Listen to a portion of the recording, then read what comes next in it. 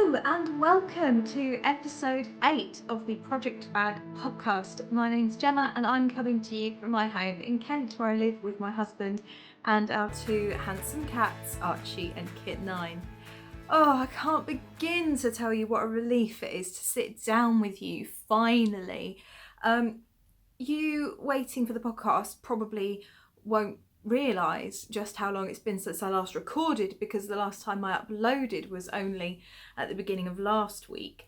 But I actually recorded the Friday before, so it's been over a week since I've sat down to record and to chat to you. And I've been absolutely itching to do it, to sit down and talk with you. And now I've spent pushing on for an hour, dashing around the house, gathering everything I need together. I've got a huge pile of bits to talk to you about, not to talk to me about. I'm talking to you. You listening? I'm talking to you. And I've just realised that I have managed to not close the 100 subscriber giveaway thread, not do the random generator, and basically I'm going to completely ignore one of the even better ifs from the 100 subscriber giveaway suggestion at this rate, because it's not going to be particularly efficient and I've got loads to talk to you about. Hang on, let me go and close the thread, pick a winner, then we can move on. All right? Okay, put my coffee down, back in a sec. Okay, I'm back and I am really uncomfortable. I don't know where to sit. I think that maybe I should leave the tripod set up all the time, just at the right height, and maybe put like, on stage for actors, they sometimes put like electrical tape or masking tape on the stage to let them know where to sit or to stand. I kind of think I should have that on the floor for my tripod, because basically I sit in the same place every week to talk to you, and I always struggle with getting the tripod in the right place and getting it so that I can sit and relax and talk to you. Because what sometimes happens is I start sitting up very straight at the beginning of the podcast to talk to you, and then as I relax into it, I kind of shrink lower and lower and lower. I do that weird thing as well where I kind of shuffle to get my legs underneath me and get comfortable and end up leaning towards you. So yeah, I don't know. It's a work in progress, as Socmatician would say. So I'm back. I've got my random number generated here. I really want to tell you who's won, and I want to tell you what you've won, because I'm quite excited about this. But first, let me tell you where you can find me. I am on Instagram. I'm going to put the tag below, at the Project Bag. I am on Ravelry as the Project Bag UK. That's going to appear right there as well.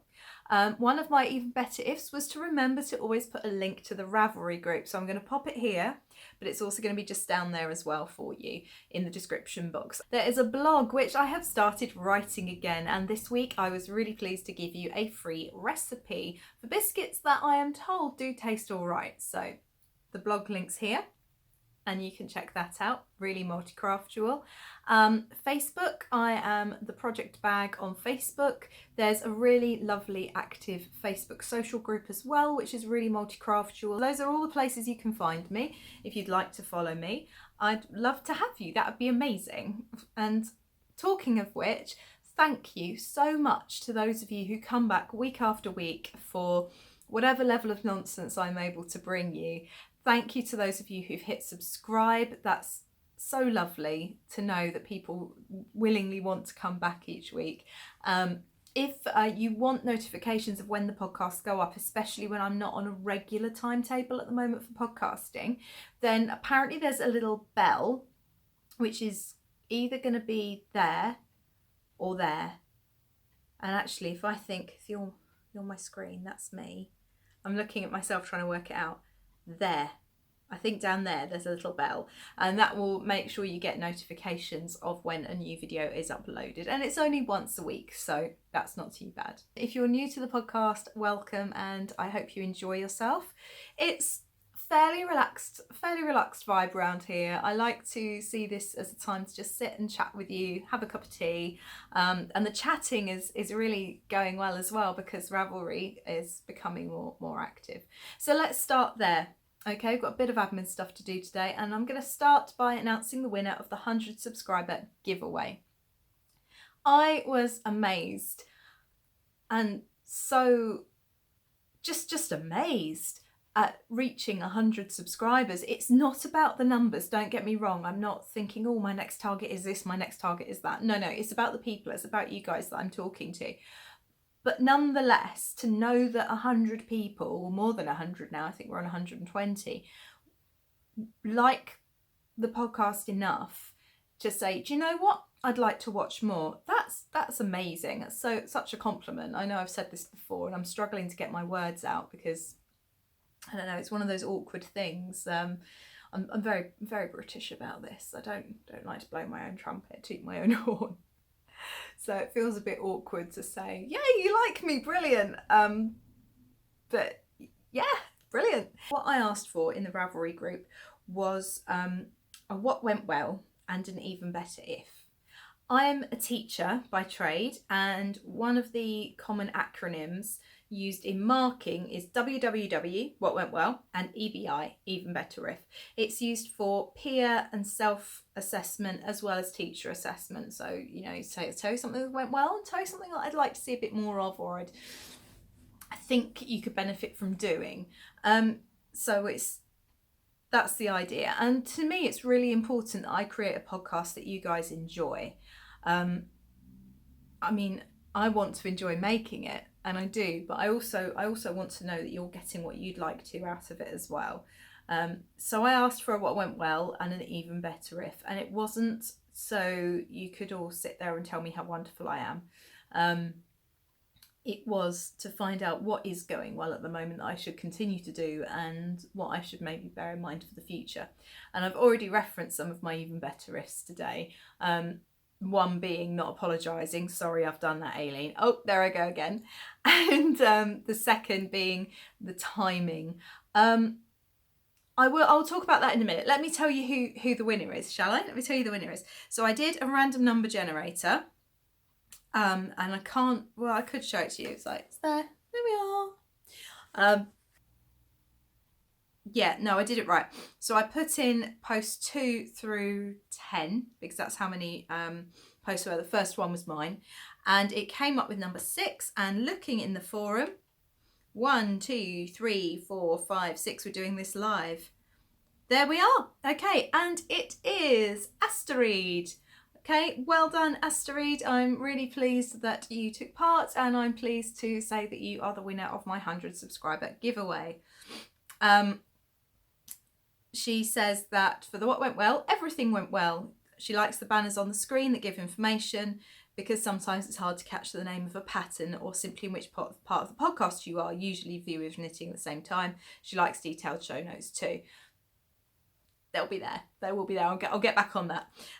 Even better if a link to the Ravelry group is essential for the following the ongoing cowl and everything that is happening in the group. Small giveaways, a pattern or mini, stitch markers sometimes. Keep the flock coming back. You're good behind the camera, so keep going. Thank you very much. And you'll be pleased to know that your prize, it's not stitch markers. I have decided to give away one of my zippered project bags. So if you would like to have a look on my Etsy page and see which of the sock-sized project bags you would like, they're the little ones. So they're great for for socks. I've got one here. This is a bit battered now. It was my prototype, one of the first ones I did. So you can see the size there, and it's great for socks or one skein project, or you could use it as a big notions pouch if you're a well-equipped knitter or crocheter. So there we are.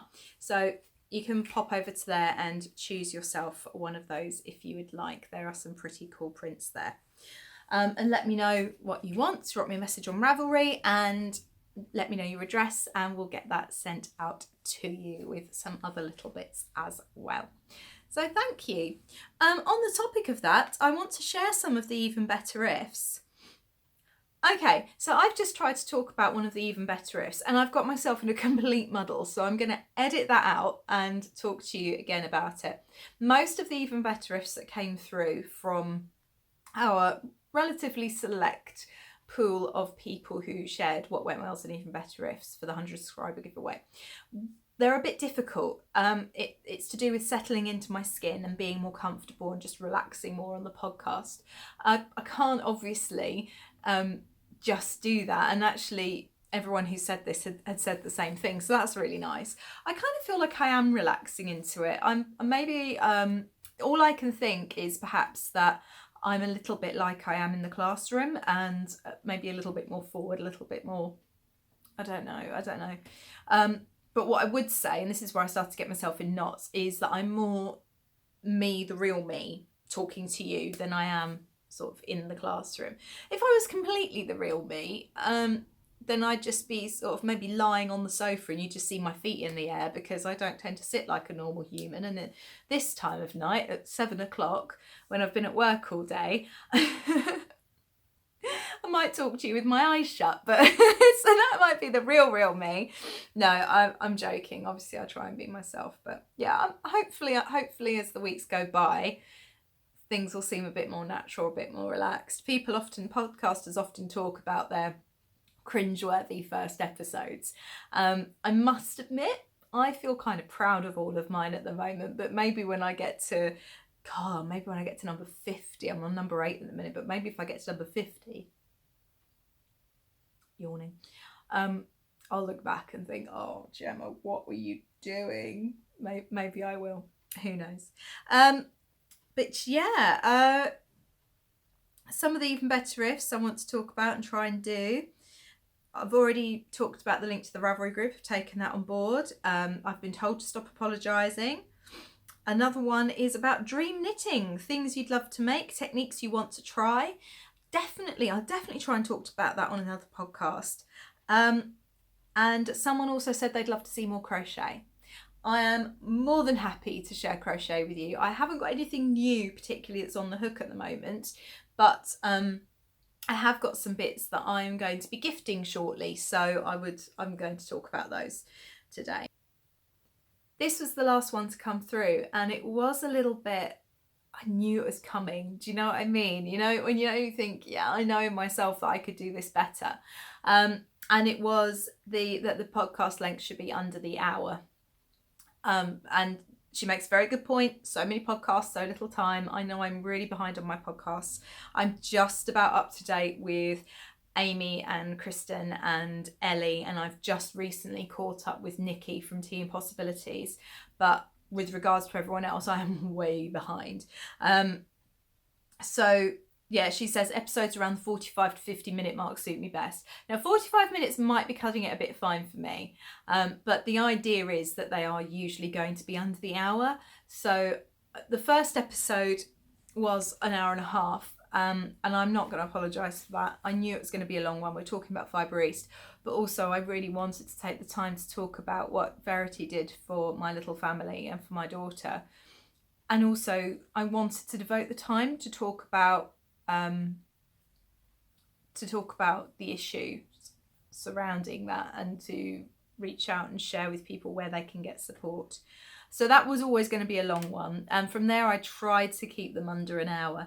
Unfortunately, looking at the timestamps on them, one, I got to like 59 minutes 58 and a half seconds, but in rendering it and uploading it to YouTube, it tipped it to an hour, and I was like, no, it was under an hour. I didn't want it to have a one. And I've tried to keep them to under an hour. So where I can, I absolutely will. But sometimes, like the Perth episode, things just happen and they're going to be a bit longer. I'm looking at this and I want to answer a question from the Got to the Question thread today, but I think that will push me way over the hour. So what I'm thinking is I might put that in a separate little video. I'm not sure. We'll see. So either it will be in this video or it won't be, and it will turn up in a few days. Either way, I should probably stop talking about it because you don't have a clue what I'm talking about. It's Monday and I've got 4 more days of work, and this is my level of coherence tonight. I'm not going to apologise. So yeah, I'll try and do more crochet. I'll try and apologise less. I will definitely take on board what you say about the show notes and the Ravelry group. I couldn't agree more with that, and absolutely I agree with you wholeheartedly that trying to keep a podcast under an hour would be ideal. I know myself that I have to, if I'm going to watch Sock Competition or Yarn Hoarder, I know that I only go and sit and watch them when I know I've got a whole afternoon free, because I really want to sit and dedicate the 2 hours that their podcasts tend to last for. It's like watching a feature-length movie, isn't it? It's great. I love Sock Competition. I love Nathan. I could listen to him for ages, and Amber of Yarn Hoarder, of course. So typically I want to try and keep mine to under an hour. Sometimes there will be times where they're going to be longer. But yeah, generally I'll keep them to under an hour. And saying that, I'm looking at this and it's already 17 minutes. Okay, so I will admit I did just stop and watch some of that and try and decide whether to get rid of the whole podcast, but a lot of my what went well and even better ifs revolve around me being myself. So I'm going to embrace it, I'm going to do some serious editing, and we'll see how we go. Oh, right, so other things I need to tell you about.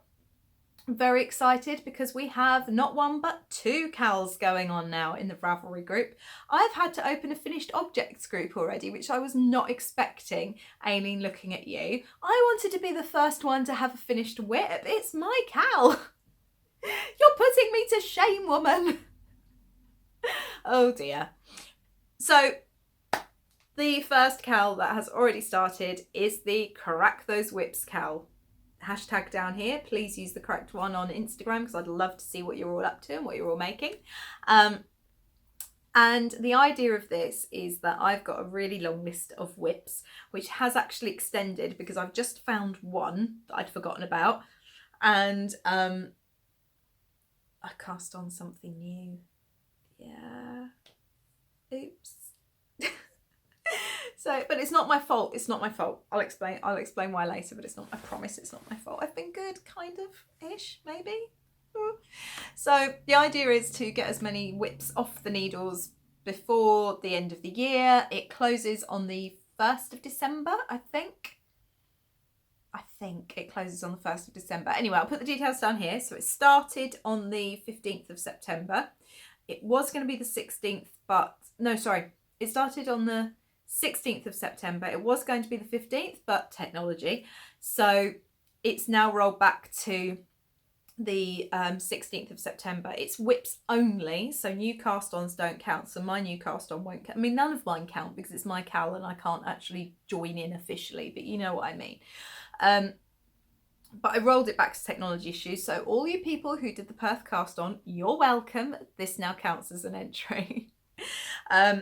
And it goes, I think, until the 1st of December. I'll put the date it finishes down here because I'm organised like that and I don't know when my own CALs start and finish. Each finished object counts as an entry. Put the post with your finished object into the finished objects thread, which I have now opened. And then when the time comes, I will close the thread, do random number generator and pick some winners. I'm not sure if I'm going to have one prize or more than one. If there's anyone out there that would like to donate a prize, which I know some people do like to do for podcasts, then, you know, just drop me a line, get in touch. I'm quite happy to do that sort of thing. So yeah, there's that one. But also it's the 1st of October. So that means the great festive cast on has started. It starts today. And the idea of this is we've got 2 and a bit months until the big C word, the big Christmas day, or the festive season. And I thought it would just be nice to all cast on and start kicking off gift knitting season. Shed our selfish knitter garbs and shawls for the moment and to knit for other people. I am in no position to cast anything festive on at the moment because I have got all these whips to crack out. Having said that, I am going to skein up my nightmare yarn later and start my mother-in-law's Lara socks. So there we are. So hashtags down there. It is going to be in the Ravelry group again. However, I will also be running a version of this in the Facebook club. The Project Bag Club group on Facebook. So that it's multi-craft tools. So any paper crafters or anything like that out there can put their entries into the Facebook group as well. Okay. So knitters, crocheters, spinners, all in Ravelry, please. And I will also draw from the Project Bag Club as well. So those are our 2 CALs. I also have a giveaway to announce. I am so excited about this. I mentioned to you when I did my All Roads Lead to Perth episode that I met some really wonderful people, and one of them is the very lovely Anna, who is Yarnesty on Instagram and Ravelry, and I got talking to her.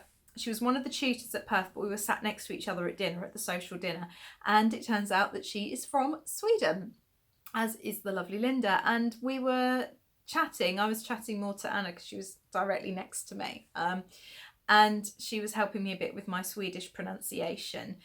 She knew that my husband and I, well, because I told her that my husband and I are actually learning Swedish. Before Lara was born, we had plans that actually as a whole family we'd maybe move over to Sweden one day. My husband quite fancies working with conservation of wolverines, for example. And no, not Wolverines the X-Men, although I could probably get behind conservation of Hugh Jackman's. And, superhumans or metahumans, or whatever you want to call them, mutants. Yeah, get behind that. But no, we're not talking about those. We're talking about the animal Wolverines, obviously, who live in tundra environments. So Canada, too far. Sweden, yeah, I could get behind that. So we were learning Swedish. I don't know whether we'll go now, but we both have a real interest in the language. I have picked it up again now. I must admit, after Lara was taken, I stopped learning it. I stopped for a long while, but shortly before going to Perth, I actually picked it up again, and it was great because I got to try some of it out on poor Linda and poor Anna.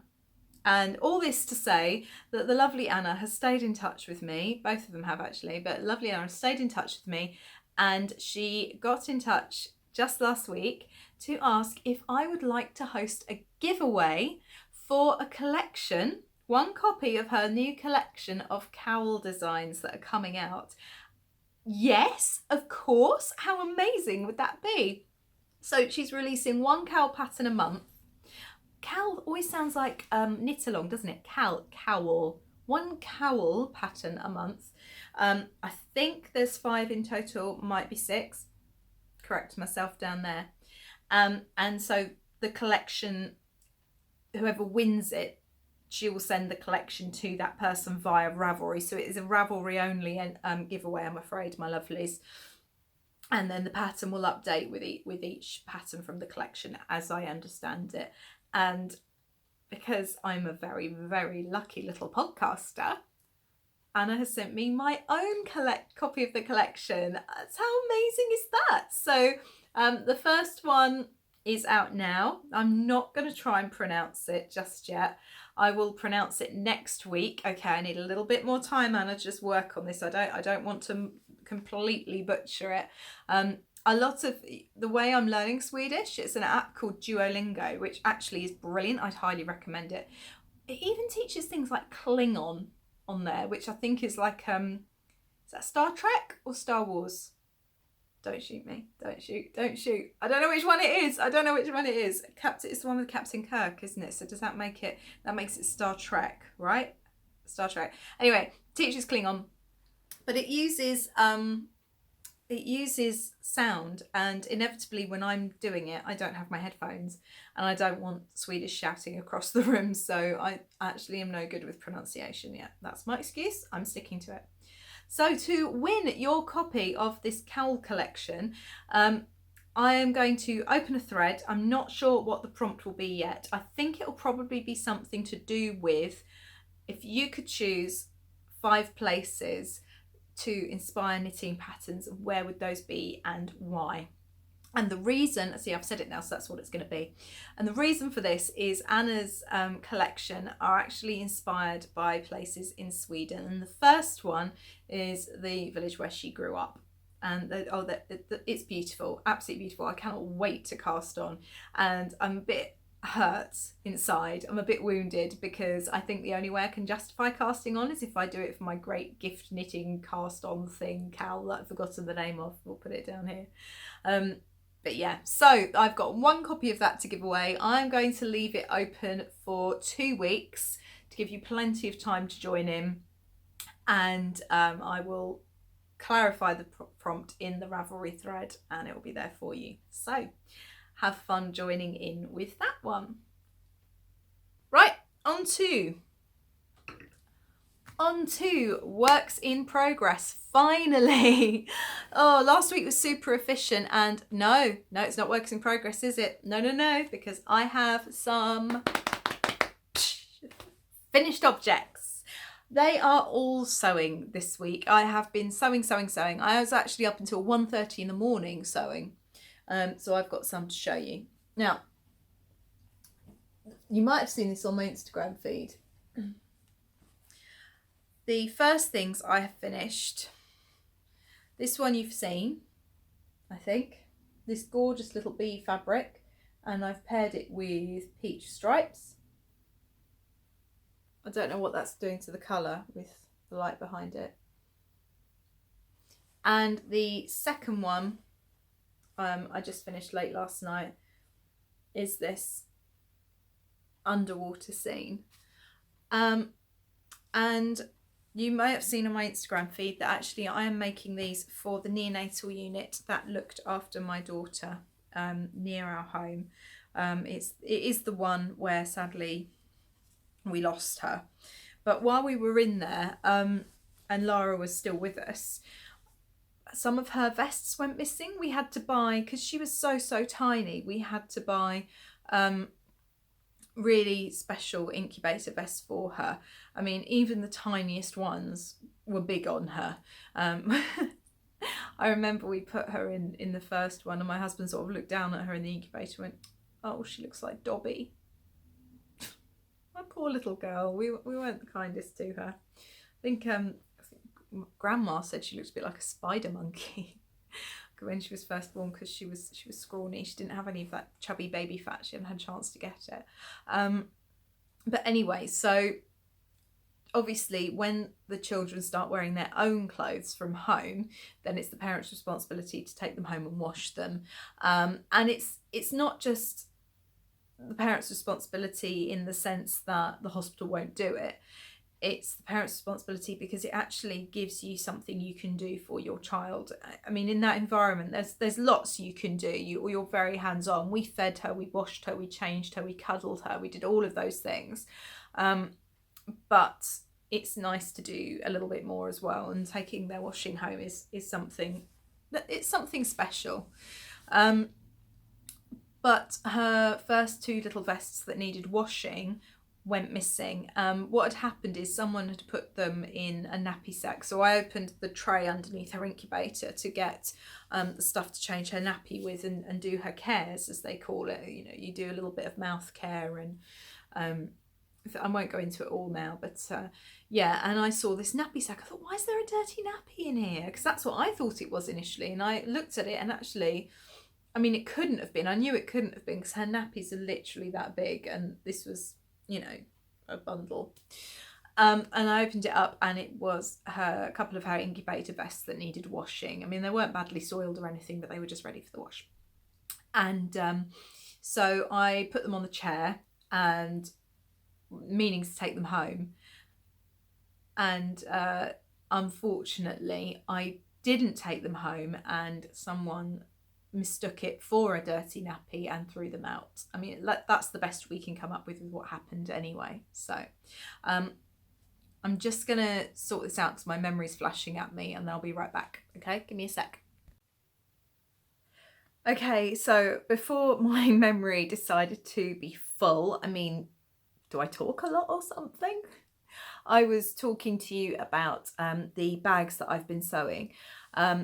And yeah, so as I said, we sadly lost some of Lara's incubator vests because they were mistaken for dirty nappies and were thrown out. And I was talking to the nurse that was looking after her. I mean, it wasn't a huge deal. I mean, these are things that, I mean, at the time they were things that we thought we could replace and that it would be okay and she'd grow out of them soon. I mean, now everything is treasured. I'm still not particularly upset. You've got to be sensible about this. These things do happen, and it did happen. But I was talking to the nurse, and she said that they used to have little drawstring bags hanging at the backs of the incubators, and that's where they used to put the baby's washing. But they go. And it's not just that, it's not to say that they get stolen or anything like that. I've spoken before about how we've actually been given a quilt that Lara had to keep, and we were given it when she was transferred from Hospital 1 to Hospital 2. And it's a keepsake. And so I said to the nurse in question, I said, well, I sew bags, I will sew some for the unit. And I have been meaning to do this, and this was obviously the beginning of March, and I had every intention of just getting straight on and doing it, but then obviously you know what happened, and I wasn't really in a place to. But we've got to go to the hospital for an appointment next week, and I thought now's got to be the time. So I am sewing these drawstring bags. They are identical to my drawstring bags that I'm putting in the shop, with the exception that they're not padded, they're just interfaced. I didn't think padding was particularly necessary or practical. I mean, you can fit quite a bit in there, you can see. You can fit quite a bit in there. So for little one's clothes or a couple of skein projects, that's perfect. So these are going to come with me to the hospital on Wednesday, and I am hoping to catch up with one or two of Lara's nurses that we spent a lot of time with and really got to know. I would love to see the nurse in question and give her a big cuddle and thank her again for looking after my little lady, and hand these over. So at the moment I've got a little Buzzy Bee one. It's really cute fabric with stripes, and a fun Under the Sea. And that one I've lined in lemon stripes. I mean, actually I wasn't necessarily going for matchy because I wanted them to look nice, but I also just wanted to be able to make them and to use what I had to hand. And I've been saving these materials precisely for this for a while. So I've made two. There are up to, let's think, there was Lara and then on that side there were, so 6 generally in the nursery that Lara was in, but then there's space for 2 more. So I need to make at least 6 more bags. And this is not something I'm just going to make once and then not make again. I'm actually, sorry, leaning forwards again. I'm actually going to make them several times, because I want parents to be able to take them home and keep them if that's what they'd like to do at the end of their stay. Obviously, hopefully, you know, the end of their stay will be a positive thing, because it'll be getting to go home. So yeah, this is one of the things I'm going to do. I've talked before about Lara's legacy, and it's the charity that we are setting up in our daughter's honour, in her memory, to try and do good, basically, make some good come out of this. I'm walking 1,000 miles to raise money for Bliss, and obviously I want to do things like this as well. Make not the project bags, the wash bags, and donate them. So it's not actually a charity at the moment. I am a little way off. I should say, are a little way off of doing all the official stuff. At the moment, it's just the little bits I'm doing like this, and we've got a Just Giving page, which I've mentioned before, where we're raising all the money. So it's being done like that, so it's official. And then eventually we're going to set it up as a proper charity, and there's loads that I want to do, but I'll talk to you more about that next week. But those are my first 2 finished objects. I'm really pleased with them. Actually, I wanted to ask you about this. How do you feel about having project bags, like drawstring ones that are padded? Do you prefer them padded, or do you prefer them not? I mean, I kind of like the fact that these lie nice and flat. But yeah, I'd be interested to hear what for your project bags, what you think. So those are my first 2 finished objects. The next 2 are also drawstrings. You'll notice, of course, those don't have the drawstrings in. I do know that, that's okay, but I don't count putting the drawstrings in as making it a finished object. The next 2 are fun Halloween bags, and these ones will be going into the shop. So as always, boxed bottomed. They are padded, so a little bit of extra squoosh in there, lined with this really bright orange fabric, with the matching casings for the drawstring. This one's a little bit different. This one I didn't have quite as much fabric of, so I did do the orange bottom as well. I mean, these are loud. I have gone all out for the kitsch this year with my Halloween bags. I also have, so you've got a green one here with the orange, and you've got yellow like that. There's another one knocking around somewhere that's almost finished, with the yellow, with the orange bottom. I mean, this is quite bright stuff. I mean, they are showing up pretty much true to colour. So they're those, and they will be available in the shop by the time you see this, by the time this goes live. So they'll be available for you. I need to work out how to change my lead times, because now I'm at work. It's actually taking me up to 5 days to get to the post office. Basically, I'm getting to the post office on a Saturday in the morning, but there's a whole nother story. And my final finished object is the one that I couldn't wait to show you, so I showed you on Instagram, and it is my only zipped project bag, and it's got cat hair. There will be no cat hair if you purchase this. Yeah, it's my only zipped one that I have made, and I can't get the zip open now. Maybe I need to look at this again, or if it's just, maybe it's just stiff. I'll double check, because if the zip's getting caught, then that's no good, and I'll need to do it again. But I'll sort the top stitching out. So all being well, this will be in the shop. If it's not in the shop, you know what's happened. I'm doing a quick fix job, because you've got to be able to open it. I mean, the purpose of the top stitching, I talked to you about this last week here, it's not to make it look pretty. It's to stop the lining rising up and getting caught in the teeth of the zip, and which is why you then can't open it. So I'll have a look at that. But again, it's lined in bright orange. It's yellow all over this one with the Halloween animals, and a fun zip. So that is the only zipped one I'm going to do for this Halloween. I just don't have time, and it's so important to me that the things I produce are of really high quality. When you buy something from me, I want you to feel really excited, and I want you to feel like it's real happy post. I don't want you to open the package and feel disappointed. I mean, I'm not 100% happy with my packaging yet, to be honest. I did buy stickers and things with my logo on just to make it look a bit more professional, but they arrived while I was in hospital, and they were tidied somewhere, and I still have not found them, and obviously we are several months down the line, so I might just have to bite the bullet and buy some more. But yeah, so it's really important to me, and I could crack out a few more zipped project bags. This is my medium-sized project bag, by the way, so mini size, medium size. I mean, you can easily fit a sweater in here. Yeah, I could easily crank some out. That wouldn't be a problem, but they'd be rushed, and they wouldn't necessarily be as high quality. I wouldn't be as happy with them, so I'm not going to do that. So there's one zipped one that's going into the shop, and 3 drawstring ones, 2 of which are shown here.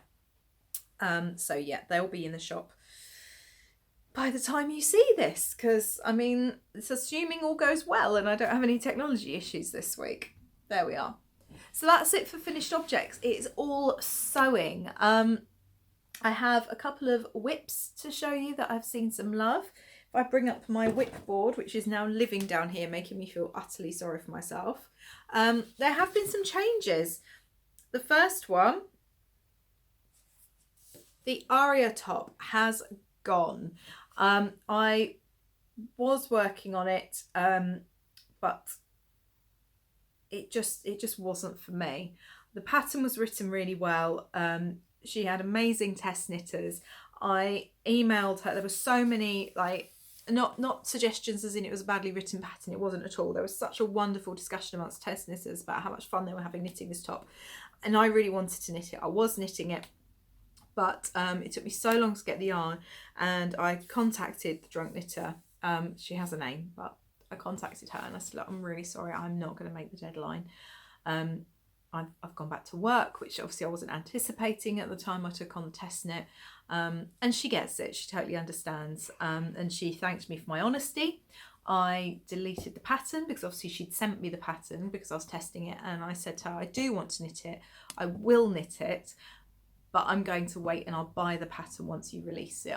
So I've deleted my copy. And actually that meant quite a lot to her. We are all in this together, us crafty people. We're not rivals, we're colleagues. I think that's the way we should try and see it if possible. I mean, maybe that's me being really idealistic and naive, I don't know. But just be nice, you know? I mean, Hutch was saying this on her lives the other week, just be nice, it doesn't take anything.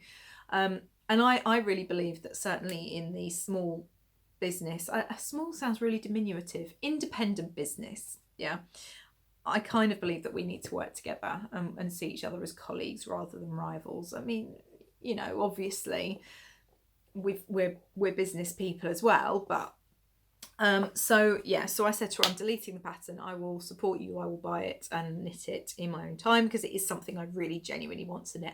And I had to talk to you about that before with test knits. It's got to be something you can see yourself knitting and actually wanting to do. You don't just do it, sign up for the hell of it. You've got to rethink it through. So that has gone. And yeah, but the rest of them are still there, and I've got a couple more to add. So the My Daughter socks, I have got my amendments from my test knitters. They've come back to me. Haven't cast the second sock on yet, so no. Grandma's Drops jumper, no, not a stitch. Christine's Calypso cardigan. You've seen me waving this bag around. I can show you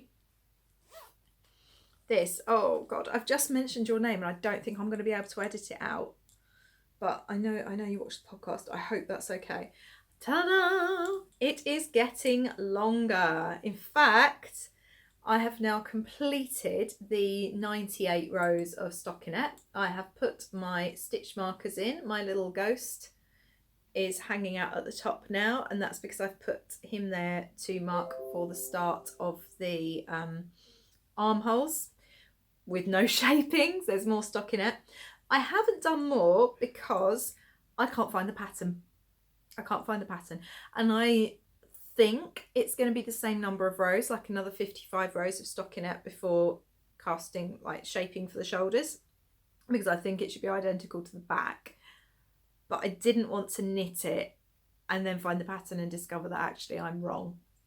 So I've got the most bit of the stockinette done on the front, and then I need to find the pattern. This might look really narrow, but it is doing what stockinette does, which is rolling. I mean, you can see the difference between the top there. That's how wide it actually is. And then the middle, and it's rolling in. And even when you roll it out, you might think, well, that's awfully narrow for the front of a cardigan. But you've got to bear in mind that it's got this much rib on it again all the way around. That's going to be fun. I'd hope to get this done for her in time for the autumn. We are now the 1st of October. Autumn is here. It is not done. So now what I'm hoping is that I will get it done for her in time for Christmas. It's not going to be a Christmas gift because obviously this is her yarn and her pattern that she's bought, but I would like her to have it in time for Christmas. That's my ideal deadline. So that's that. Dragon Hill Studio socks are next on the list. These have not been touched either because I'm at the point where I need to turn the heel, or to start the heel. And the reason that I have not done any more is because I don't want to break up the stripe pattern. I want to do contrasting heels, toes and cuffs. And I messaged Sharon of Dragon Hill Studios and I said, do you happen to have any, I think we did this on Instagram actually, just ordinarily. Got the hiccups now. Do you happen to have any minis that would go with this? And she said, no, not at the minute, but we are wanting to expand them. I will get his nibs onto it. Because Andrew does a lot of the dyeing for them.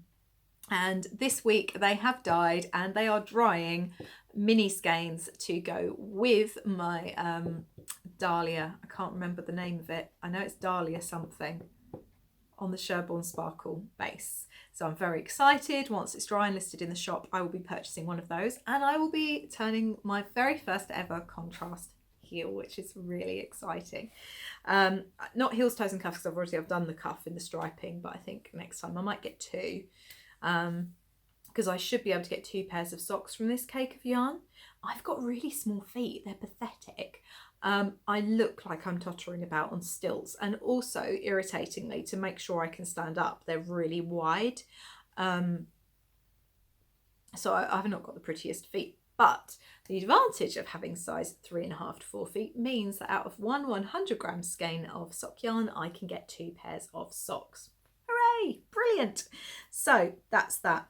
Onto the Tulameen Mystery Cowl. Now, that's your warning, folks. Remember, if you are doing or intend to do the Tulameen Mystery Knit Along for the shawl from Sweet Georgia Yarns, look away now, because this is going to be a spoiler. Not a big one, because I'm still on clue 2, but a spoiler nonetheless.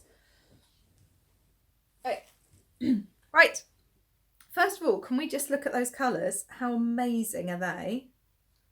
Those are the 3 colours I'm using. Now look away.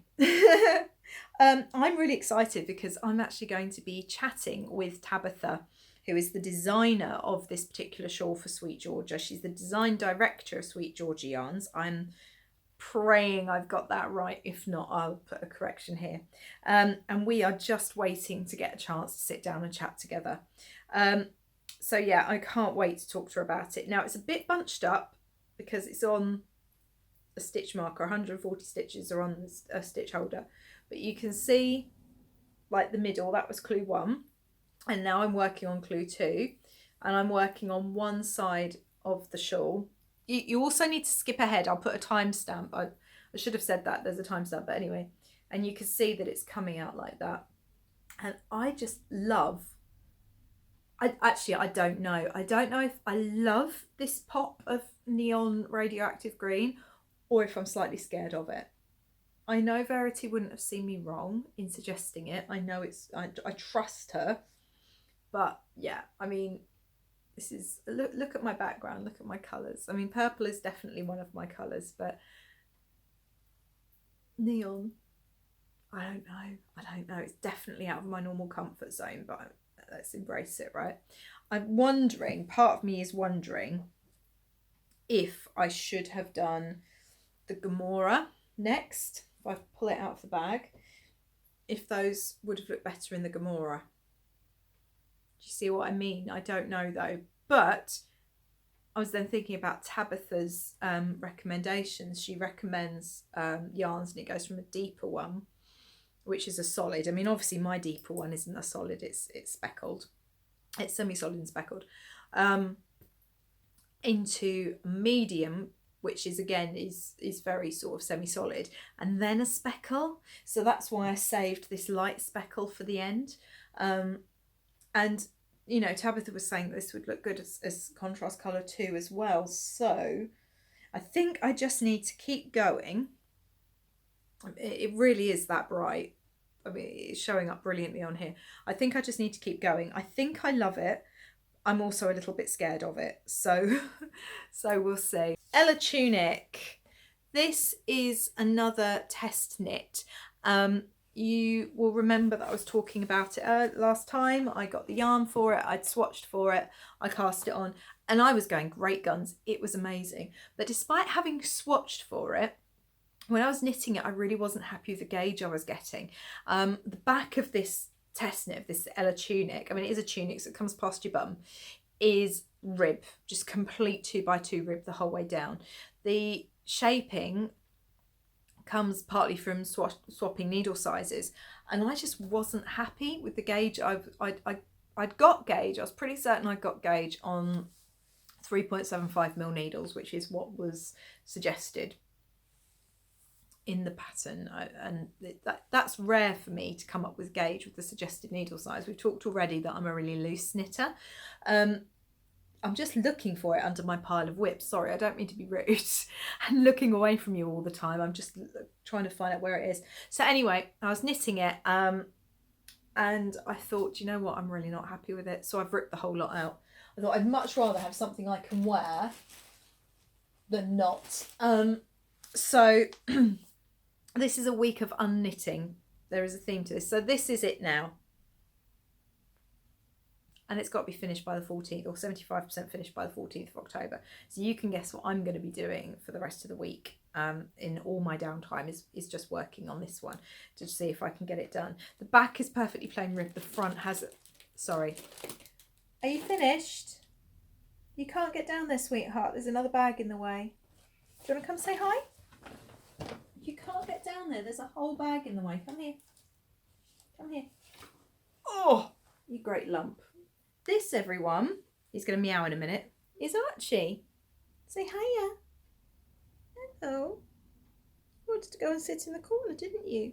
The problem with Archie sitting in the corner, he doesn't like being picked up. Well, he does, but on his own terms. You going to sit down then? Sit down on my lap then. Try not to get hair everywhere. The problem with Archie sitting in the corner is that there's a bag in the way, and so he physically can't get to it, so he would have got stuck. Right, are you sorted? Do you want to go up there? Go on. You can try again that way if you want. Sorry about that. He's not normally so, well, he is quite vocal. He talks quite a bit. We think he's crossed with the Maine Coon, but also he doesn't like being picked up. It makes him feel a bit uncomfortable because he's got a heart condition. I think that's what it is. He is very much a lap cat. He's very cuddly. Hello. You're blinking at me. You're telling me you love me still. Did you know that? Did you know when cats do that slow blink thing? That's actually them saying, do you know what? You're all right. So when they stare at you, you've got to worry. So where were we? We were talking about the Ella. I'm really excited about it. It's exactly the sort of thing I like to do. It's got cables up the front. But I just wasn't happy, and I thought, for the sake of testing it, no, I'm not gonna want to wear it on and show it off on the podcast and talk about it. And obviously, that is one of the things that I would have wanted to do. So, if you can hear coughing, my husband's got a terrible cold, and he's been talking a lot today at work. So it means his voice has got really aggravated, and I think his lockets might even be in here if he hasn't got them with him, so I might have to go and give them to him in a sec. See, I'm knitting now. I need to do this. I need to knit constantly to get this done. Again, I've spoken to the designer.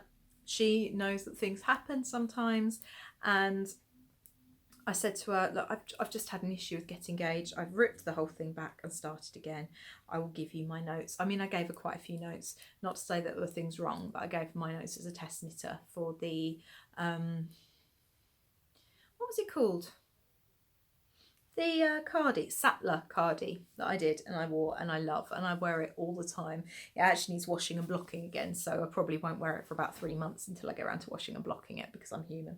So that's that. Right, next. New shawl design, nothing happening with that. Beyond Puerperium.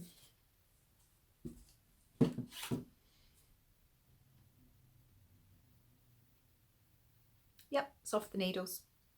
It's off the needles. I decided to knit the first size because it was for a newborn, and said newborn has been born and is a bit big for the first size. So I'm giving the game away now with whose it is.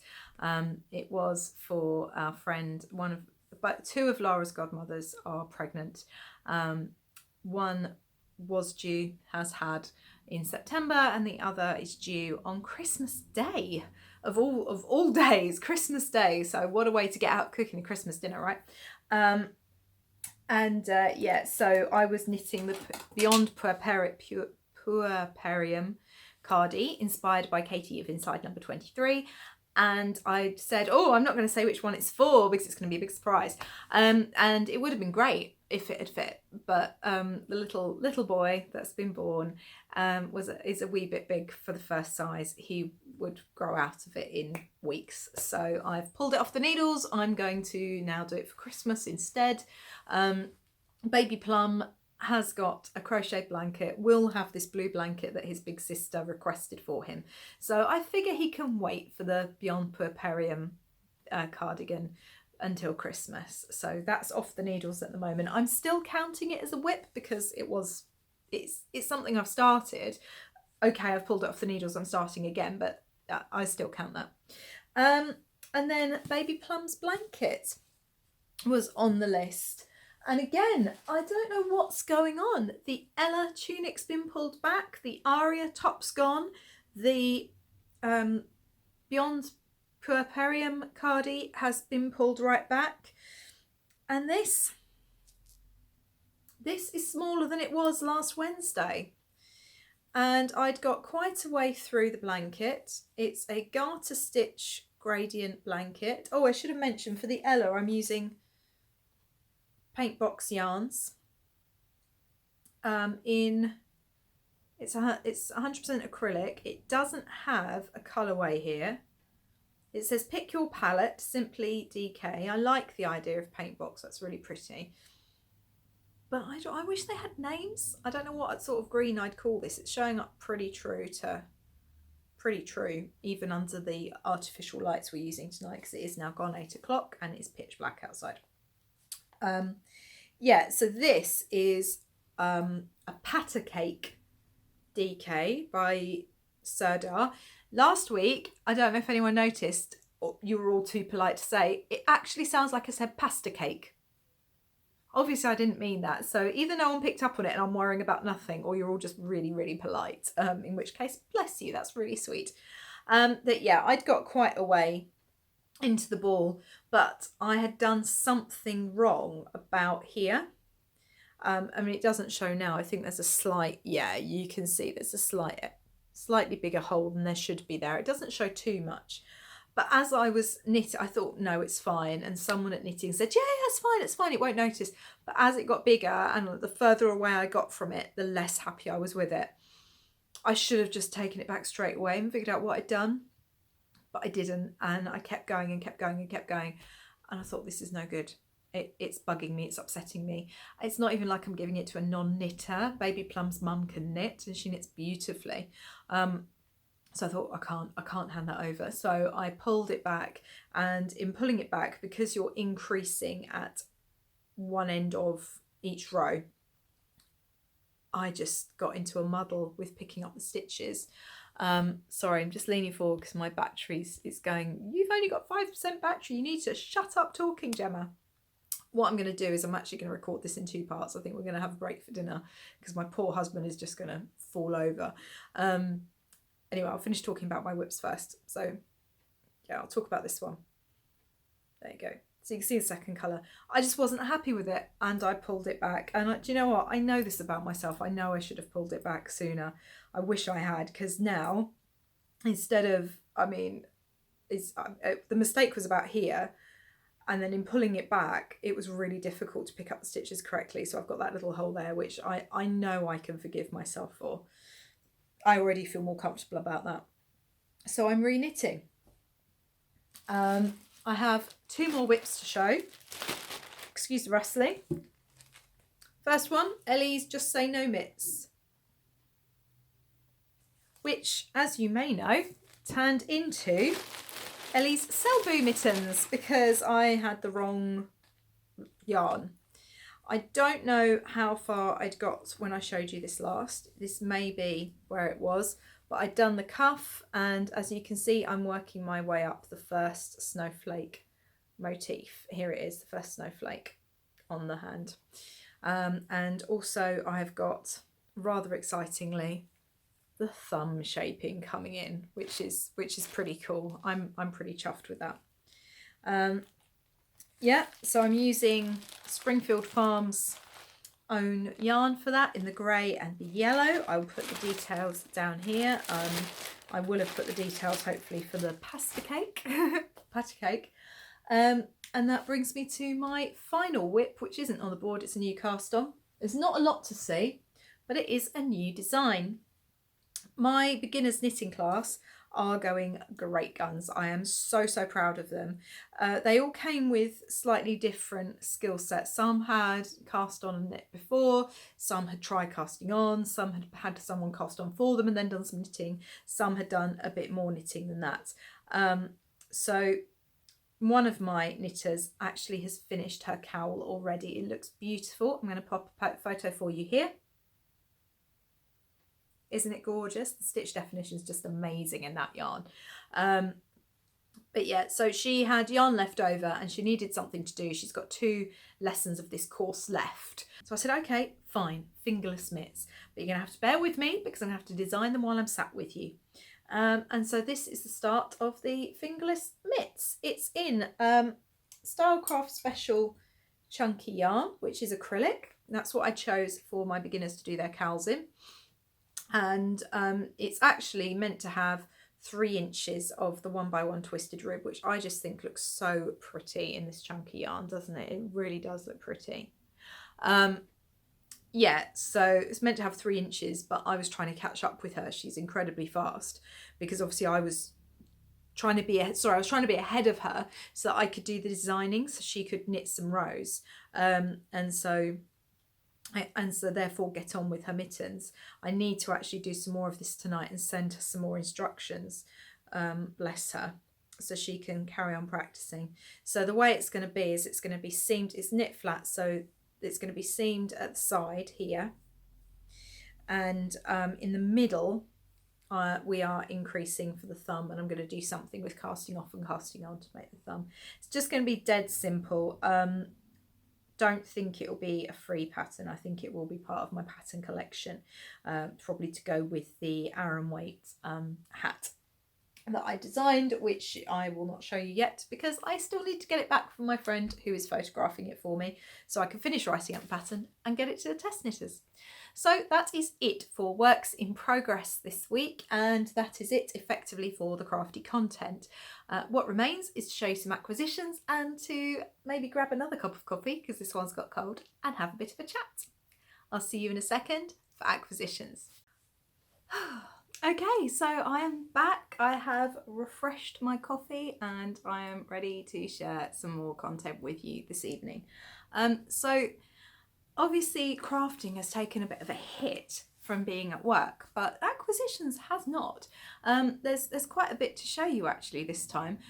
I'm going to start by talking about Truly Hooked, who has released her latest club, and it's called the Weekend Box, and the idea is that you get a box 1 weekend each month, and in it is the yarn and the instructions to complete a project in a weekend, and something a little bit indulgence, a little treat for you as well.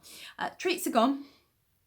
They were gone in an instant, and I have waited very, very patiently for this podcast to be able to share the yarn with you, because she has international shoppers as well, and obviously it wouldn't have got to them as quickly as it got to me. So I've been sitting on this. I still like all last podcast, I was like, I want to talk about my pretty yarn, and I couldn't. So here we are.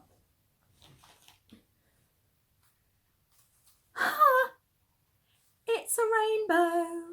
Look at that. Isn't that absolutely fantastic? So it's rainbow. It's on her titanium sock base, which is 75% superwash merino and 25% nylon, 42 meters per 10 grams, so 336 meters per 80 gram bundle, 2 to 3 mil needles recommended.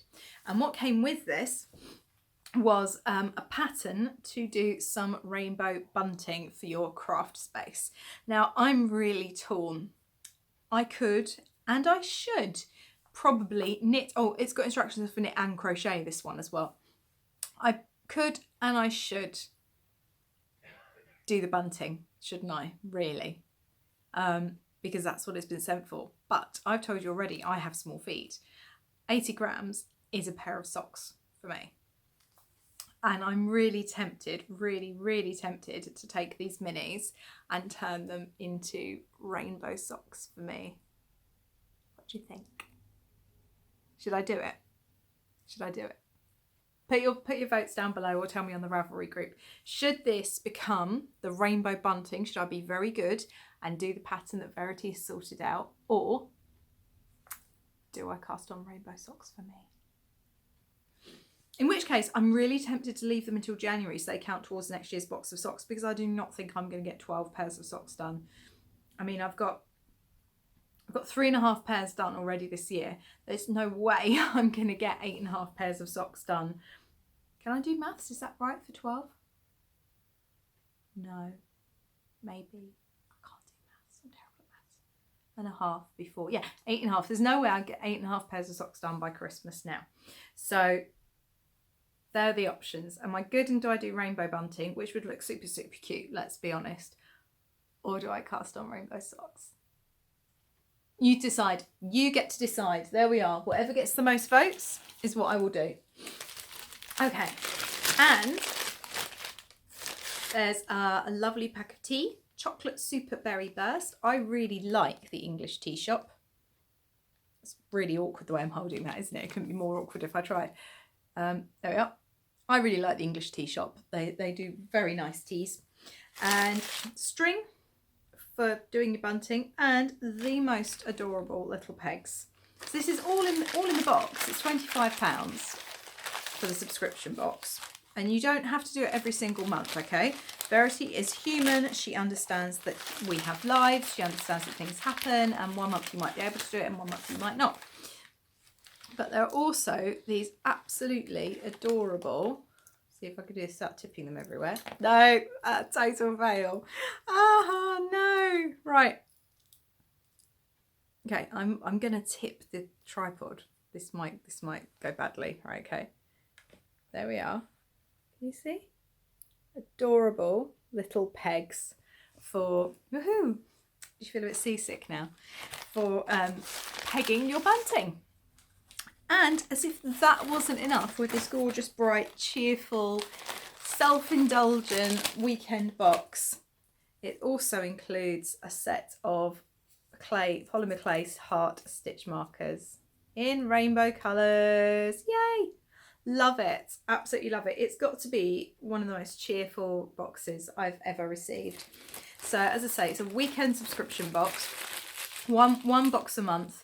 So you get the idea is that you give yourself one weekend to just do something completely indulgent just for you. Carve out some time in this hectic life that we lead. Verity, I am thrilled with my first box. I can't wait to receive the second, which means I need to really should check and see if you've invoiced me for the second one. And get that paid. So I'm already looking forward to that. And my lovely viewers get to decide, will it be the bunting? Will I be good in Knit Verity's pattern? Or will I be a maverick rebel and do myself a pair of the brightest, funnest, which isn't even a word, but I don't care, rainbow socks going? Okay, so that's that. Oh, what to show you next? I actually forgot to show you, I think, something from Greta and the Fibres. I think I forgot to show you. She very, very sweetly gifted some of us stitch markers, and I chose black cats. Can you just about see in there? See the black cats in those stitch markers? So cute. They are little jump ring stitch markers, she says, showing them back to front, which makes them ideal for working with smaller needles. So I'm definitely going to be making use of this when I do some lace later in the winter. Oh, so there's a little bit more squishy acquisition. As you know, I had the great pleasure of meeting the gorgeous Amy of Stranded Dye Works when I went to Perth, and spending a bit of time with her. I was her taxi to and from Edinburgh Airport, as you already know, and it was so cool to hang out with her. And bless her heart, she has sent me 2 yarns. I just showed them both at once. This is her Christmas colourway, Naughty List, which is showing up pretty accurately. I think it's coming up a bit more saturated on camera at the moment, but last time I said this with the Countess Blaze yarn, it actually came up fine on the computer, so we'll see if it balances out. I'll put a note here. Yay or nay. I love it. It's this kind of pepperminty green, and it really does look like peppermint, like the peppermint creams you get at Christmas, with this deep kind of evergreen colour and the red as well. I think it's amazing. It's like the red of candy canes, but it's a bit darker and goes a bit purpley, and this deep evergreen as well. And it's on her merino nylon base. That squeak is my pusscat coming in. You're going to moan at me again. Come on then. Come say hi. Come here then. There's a boy. You need some fussing, don't you? You've got half the garden in your fur. That's the problem with having a fluffy cat. They bring in half the garden. Right, are you going to be good? Don't knock over the tripod, please. Just give me a sec to sort him out. No, don't. No, don't. Like, why is it the cats have to sort of, they rub their faces up against things to claim them as their own? Why do they have to do it on things that are in danger of falling over? Like, he's doing it to the studio lights now, and any second I could end up with the studio like literally crashing onto my head. Yeah, I'm really nervous. He's also the world's noisiest groomer, so if you hear disgusting sloppy noises, I promise he's just grooming. He's a very fluffy cat, and he's getting very noisy in his old age. Right, so that's that one. And she also sent me, and I was so thrilled, a BFL nylon base, which is high twist. You can see the difference, the twist there, versus the merino nylon. You can see the twist. And this is one of her Paintbox colourways. This is Paintbox number 116. Paintbox is the result of being creative in the dye pots, and I just love it. Look, isn't it gorgeous? It's got kind of the deep teal, yellows, blues, kind of greeny colour. It's gorgeous. I mean, really and truly, this should be socks, but I think it needs to be. I do think there was great debate among my knit night on Wednesday, because I took this with me, because whenever we get yarn, we take it to Squish, right? I mean, we do. And everyone's like, oh, that's too pretty for socks. But I really want this to be socks. I want this to be festive socks, for the festive sock along.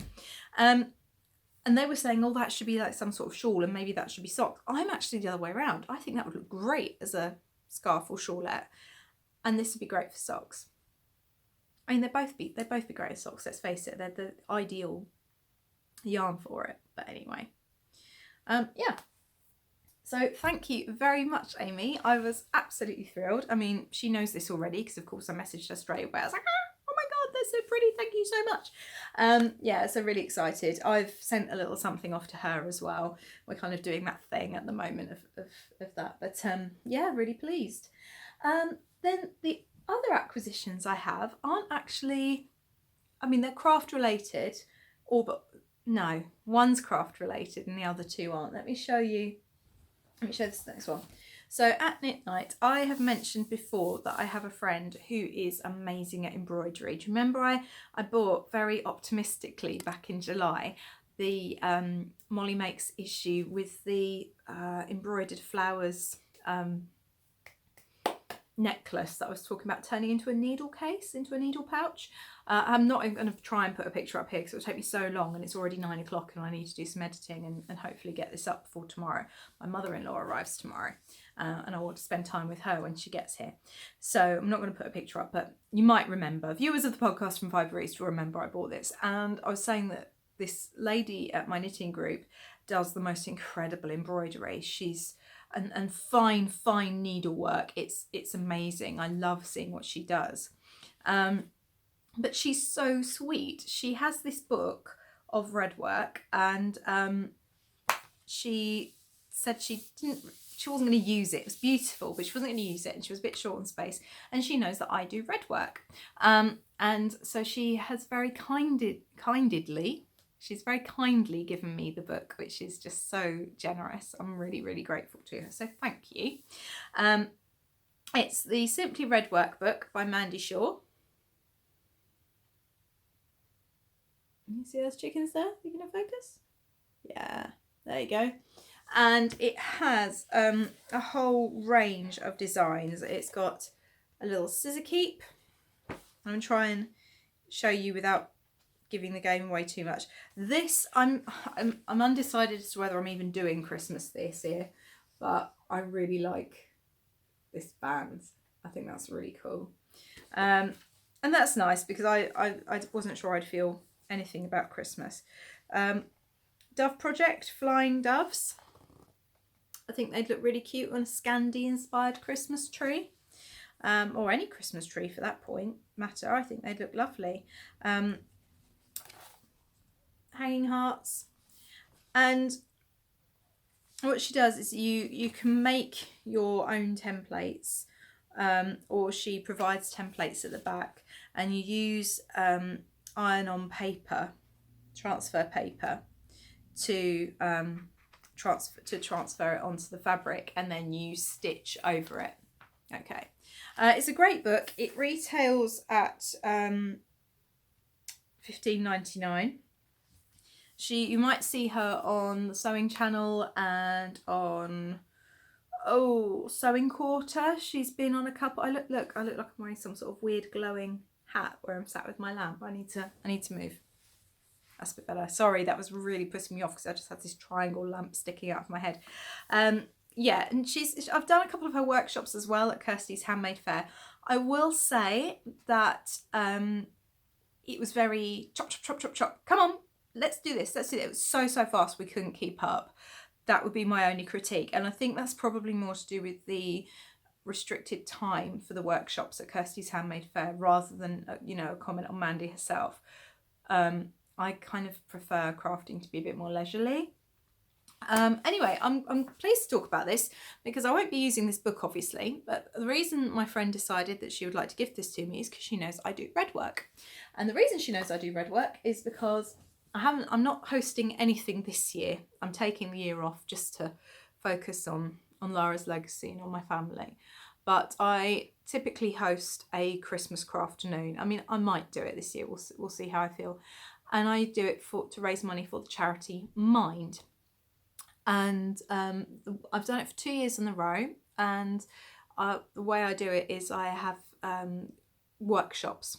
So the first year I had a little craft that everyone got to do. We made snow globes like Kirsty does on her Handmade Christmas. That was a lot of fun. We had lots of giggles there. I mean, there was one, we used a glue gun. These are grown women with glue guns and glitter. You've got no idea of the mess we got into. There was so much laughter. I think there was a little bit of alcohol involved though as well, possibly. I think there was mulled wine involved, so we could blame that.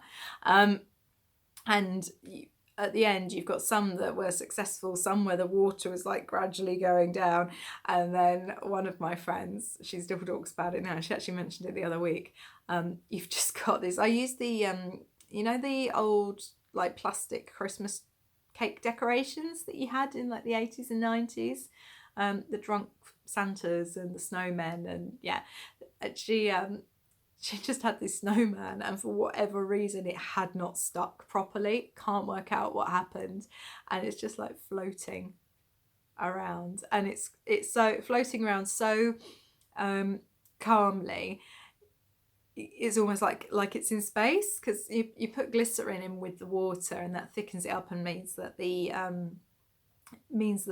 glitter falls down more slowly.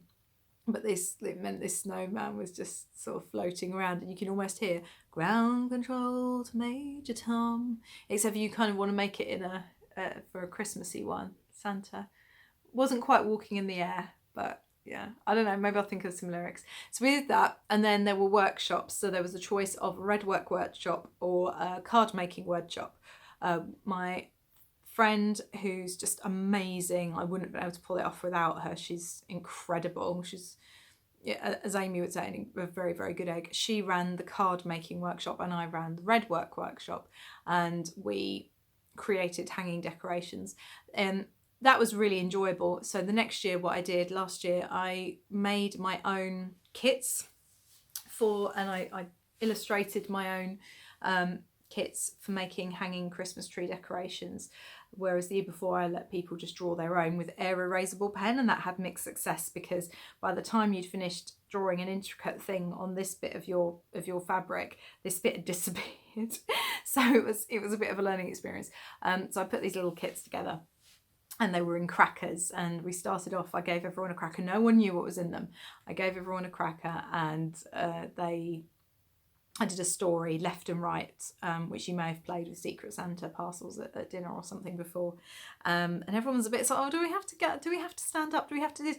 By the time the story was in full flow, there were squeals, people were grabbing for crackers. It was amazing. And then we pulled the crackers and out popped Lindor Christmas balls and hats and a joke and their red work kit, which they then got to sit and make. And the reason I bring this up is because we are looking at doing Christmas red work craft workshops in the run up to Christmas at Harper's. So watch this space, because if it's something you'd like to try, I would absolutely love to teach you if you are in the Maidstone area. So do look out for that. So yeah, really pleased with that acquisition. Absolutely thrilled with it. The next two are also books. This one is the result of one of those Facebook things. I don't normally do these, but my friend put on Facebook. I'm not on Facebook very often at all anymore. I'm on there for the business and on there for updates for Lara's Legacy. And she's doing an international book exchange. And what you do is you put I'm in, and then she messages you, and she gives you an address, which is the person she joined in with. And you have to send your favourite book to that person. So you're not actually sending it to your friend, you're sending it to the person that they joined in the post with. So I had to send to someone I think she knows from where she's moved to, from where she lives now. And then the people who put I'm in on my post, they weren't sending books to me, they were sending books to my friend who I joined in with. And so then the people who joined in on my post, they posted it, are you with me at all? And their friends posted to me. And my first book arrived, which was rather exciting. My first book arrived earlier in the week, and it is Outlander. Outlander has arrived. I have not seen any of Outlander. I have not read any of Outlander before. It is quite a hefty tome. It's going to keep me really busy in the winter evenings. I must admit, I'm an English teacher, so you'd expect me to be a big reader. I don't think, okay, there aren't page numbers. Right, I've got a problem. There aren't page numbers. I want to know how many pages it is, but I can't find a single page number. Oh no, hang on. I can. That's just an excerpt from the net. God, is there another book?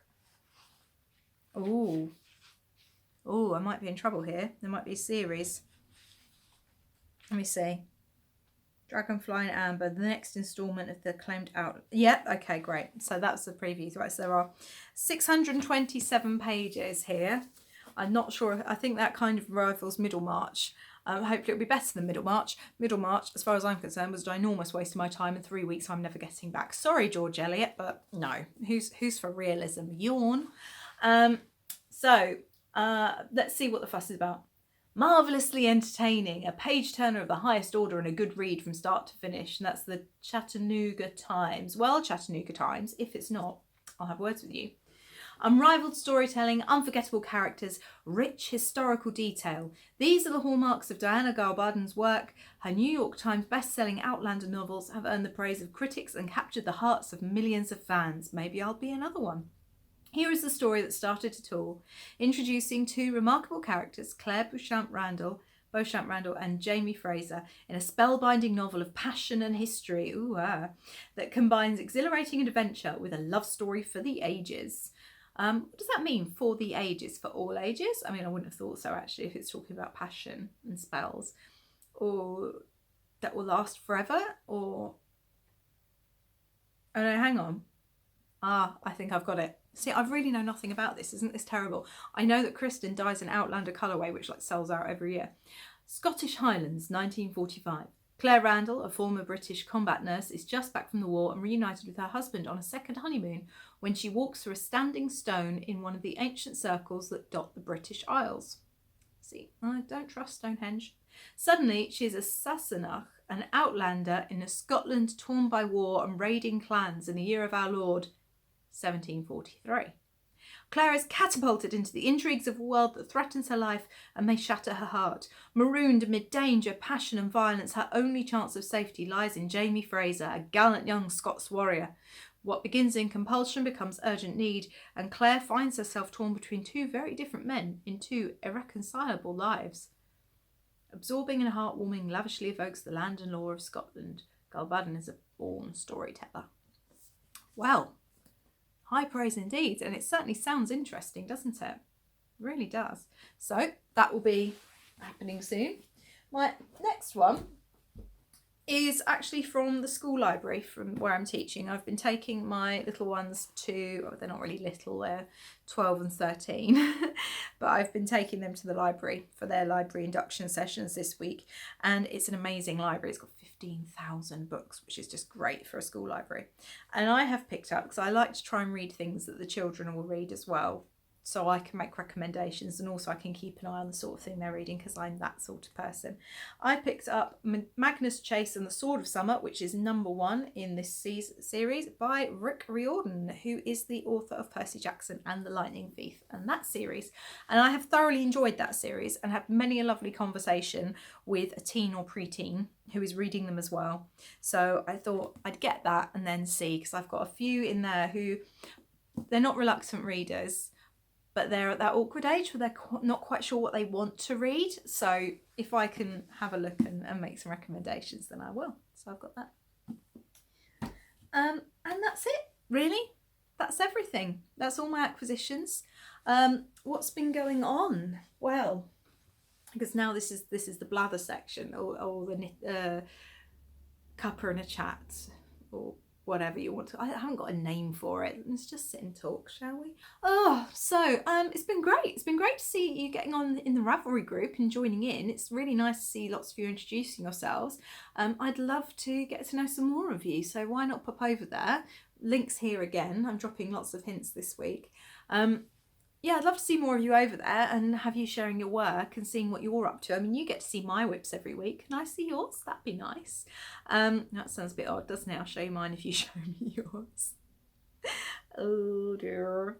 It's late. It's Monday. Yeah, so what's been going on?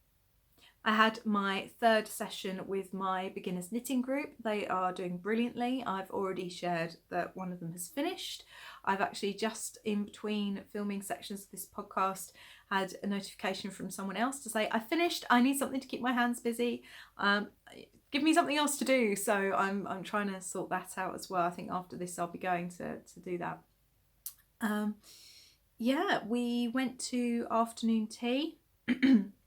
Or was that last weekend? Had I talked about this? No, I hadn't talked about this because it was last Friday. Yeah, sorry. So last time I spoke to you on the podcast, I was taking one of Lara's godmothers for afternoon tea, myself and one of her other godmothers. She only has 4 godmothers, just to be clear. I feel like I'm always talking about them. It must sound like she's just got this catwalk of godmothers. I mean, they're all rather lovely, but there we are. And she had no clue. I said to her that I wanted to go shopping because I was starting a new job and I had no clothes for work because I've shrunk out of all of mine, and I must admit I chucked loads of my teacher clothes when I was off with depression. I thought, well, that's it. When I decided to leave to focus on my family, then it was, yeah, I got rid of loads. It was quite cathartic, but it's left me in the unfortunate position of being back in the classroom with very little that's suitable to wear. So I said, right, I need to go shopping and I want us to dress up. I want to channel out inner Audrey Hepburns, because obviously Lara's other godmother had come up with the amazing idea of taking her to afternoon tea. And so we booked afternoon tea at this 4-star spa hotel on the seafront in my hometown, which is where Lara's godmothers live. And we've got her dressed up because she totally went for this. I mean, why wouldn't you dress up in your finest to go shopping in the high street, to go to Primani and places like that? And then she said, oh, what are you going to do about lunch? And Lara's other godmother and I sort of tittering behind our hands on the other WhatsApp group. I said, oh, I'll book us brunch at that place on the seafront that I'd taken her to before, which she really liked. And she said, yep, sounds good. I said, brilliant, I'll book it and I'll pick you up, we'll go down there. So we're driving along the seafront and we go past the place where she thinks we're having brunch before we go for our shop. So it's nothing special, we're not doing anything for her birthday. And there's no parking directly outside, you have to park across the road, and because it's the seafront, you might have to hunt for a space. And we're talking away and I'm sort of looking my rear view at her and obviously eyes on the road, but I'm not really looking for parking, right? I'm not looking for parking, I'm listening to her. And she's like, oh, what are you doing, Gem? There's parking there. I was like, oh, is there? Rats, I'll turn around later. So I drove up a bit further. Oh, I should have turned there, shouldn't I? Oh, never mind, I'll pull in here and turn around. And at this point, I'm pulling into the side road that the entrance to this hotel car park is, because the hotel's kind of on the esplanade, but the parking's around the back and you get to it through the side. So I'm pulling out, oh, I'll turn around in here. And she doesn't bat an eyelid, and there's me and Lara's other godmother sort of tittering away in the front in our finery, and she's dressed up beautifully as well. And yeah, so I actually pull into a space and she still doesn't question me. I turn around to her and I say, so we lied to you, we're actually coming here for afternoon tea. And then, even then, she wasn't completely convinced. But yeah, so it was lovely. It was a really good find of Lara's godmothers for Lara's other godmother. The three of us are very good friends, and we had a lovely girly afternoon, drinking tea, and I had decaf coffee and eating the most amazing sandwiches and cake, and looking out over the seafront, dressed up in our finery, not caring who was looking at us, having mocktails and generally having a lovely time. And yeah, I then, as I said, as you know, I'm back at work, and I have decided that I will not be remaining full-time. It's not working out for me. It's not good for my mental health. I mean, it's nothing wrong with the school. The school's lovely. The department's really supportive. They know my situation, which and they're really accommodating of that, which, considering I'm in as a supply teacher, that tells you an awful lot about the school. It's really good. It's just where I am at the moment, and I've got to put my health first. I was very poorly last time I was teaching, and I didn't have time to deal with or process any of that before, obviously, you know, the next stage of our misadventures happened. And I think I've learned that actually my time in the classroom as a classroom teacher is coming to an end. I think that's a chapter of my life that I need to put to one side now. I have liked being back in the classroom. It's been nice to work with young people again. It's taken me out of myself again, and I had the most fantastic lesson the other day where I was just so inspired by the young people I was working with, and we were talking about sibilants and because we started the alliteration, they went on to sibilants and assonants and consonants and fricatives and plosives, and they were getting really into it. It's brilliant. It was a pre-GCSE class, so year 9, and yeah, and I thought, this is it. I've really missed this, and I have, but as I say, I want to focus on this. I want to focus on the crafting now and the project bag and my lovely workshops with my wonderful ladies who come along. I get so much out of teaching them, and that's where I'm at. So life affirming, perhaps, you know, more big life changes ahead, as if I haven't had enough lately. And yeah, that's it really. It's mostly been working and sewing and knitting and making big life decisions. So yeah. So as I say, I would love you to pop into the Ravelry group and share with me what you have been up to. Please do join in with the Crack Those Whips cowl, and now of course the Great Festive Cast On. And don't forget to enter the giveaway for Anne's patterns, Anne's cowl pattern. I would love to be able to give someone one of her collections. It's beautiful. The first one is just stunning, and if that's anything to go by, I cannot wait to see the next ones. So my whip list is going to get a bit bigger as well. Whatever you have been doing, I hope that you have made some time for you and you've had a very crafty week making all the things, and I will see you next week for another chat and a cuppa and just general nonsense. Take care. Bye.